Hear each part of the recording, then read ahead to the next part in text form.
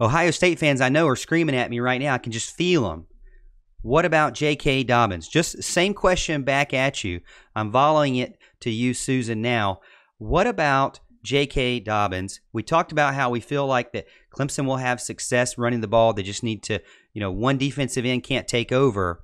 Well, Ohio State fans are saying, look at Clemson. They lost 7 starters on the defense, 3 of them to the first round, 3 defensive linemen to the first round of the NFL draft, 5 overall defensive linemen. The linebacker core is completely different other than Isaiah Simmons, who is a superstar that I believe is the only player on Clemson that doesn't seem to get overlooked is, thankfully, Isaiah Simmons.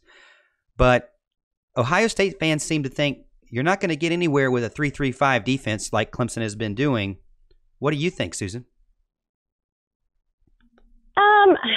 I want to give them credit for being fans and give him credit for being an outstanding running back. We see what he can do. We've seen it. But at the same time, I have watched, and it's funny as a photographer, you see things unfold a little differently. I don't always get to see a complete play because there's, movement. And a lot of times there will be somebody who moves into my line of sight. But when I go back and look at images and see kind of how things unfold, and you watch consistently over and over, running backs that Clemson has faced this year have been consistently suffocated. And I say that because that's what it looks like on, in these images. A.J. Dillon was not, we didn't struggle. And I can't think of his name now, Florida State's running back, Cam Akers, not a problem. And these were guys who have had great success in other games. But I really feel, again, that that's not going to be an issue for us. Justin Fields, as a quarterback, is going to have to be able to do a lot more than rely on JK Dobbins. He's going to have to rely on himself. He's going to have to look at his receivers.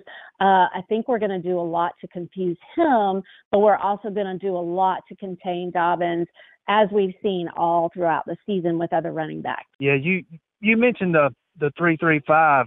I think we see probably a lot more 4-man fronts in this game.